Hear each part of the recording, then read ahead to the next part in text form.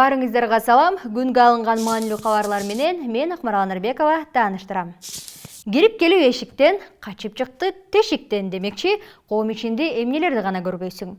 Пара алып качты, иш бөлмөсүнө бекинип алып, элди кабыл албай жатат дегендерди укканбыз. Бирок терезе аркылуу качкан прокурорду көрө элек болчубуз. Терезеден чөмдеп жатып, кызматынан дагы түшкөн прокурор тууралуу видео тасма соц тармактарда кызуу талкууга алынууда.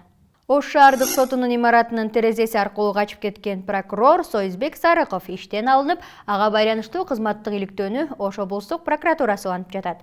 Бул тууралуу башкы прокуратуранын басма сөз кызматы билдирди. Сарыков судьянын бөлмөсүндөгү терезенин тосмосун сындырып, качып кеткени тууралуу видео интернетке тарап, катуу талкууга алынууда.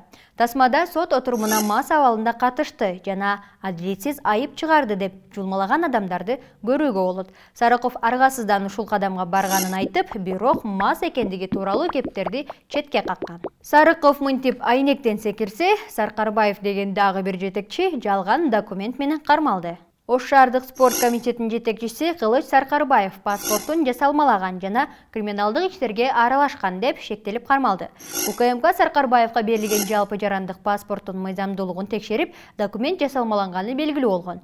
Аты жөнү Сулайманов Кылыч Асылбекович экени аныкталды. Ал Женго каймана аты бар уюшкан кылмыштуу топтун лидери Кадыр Досонов менен жакын мамиледе болгон. 2006-жылы Ош шаардык соту Кылыч Сулаймановду карактоо беренеси менен 1 жылга кылмыш жоопкерчилигине тарткан. Сулайманов бул фактыны жашыруу максатында фамилиясын Саркарбаев деп өзгөртүп, жасалма документтердин негизинде жалпы жарандык паспорт алган деп Улуттук коопсуздук комитетинен билдиришти.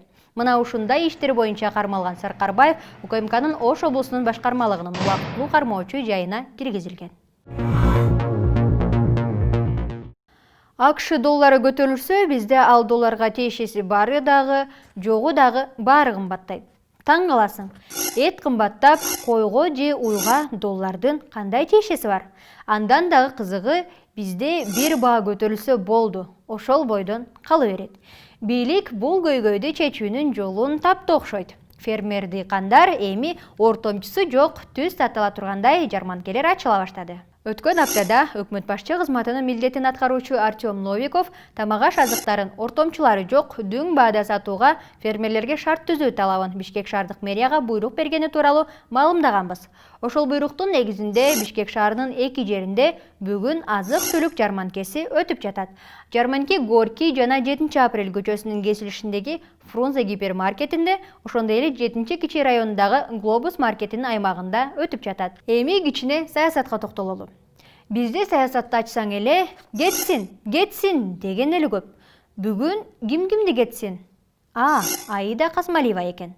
Жогорку кеңештин депутаттары Аида Касмалиеваны кызматынан кетирүүгө аракет кылышууда. Аида Касмалиеваны вице-спикерлик кызматтан кетирүү боюнча депутаттар кол чогултуп жатат. Эл өкүлү Айсулуу Мамашева парламентте бул тууралуу өз ара сөз болуп жатканын билдирди. Мен деле кечээ уктум, Аида Касмалиеваны вице-спикерликтен түшүрүүгө кол чогултуп жатышыптыр. Бул маселени КСДП фракциясынын жыйынында карай турганы айтылууда. Азырынча буга эмне негиз болуп жатканы белгисиз. Вице-спикерликке Гүлкан Молдобекованы көрсөтүп жатышат. Ушуну менен бүгүнкү жаңылыктар соңуна жетти. Кийинки көрсөтүүгө чейин жолугушканча.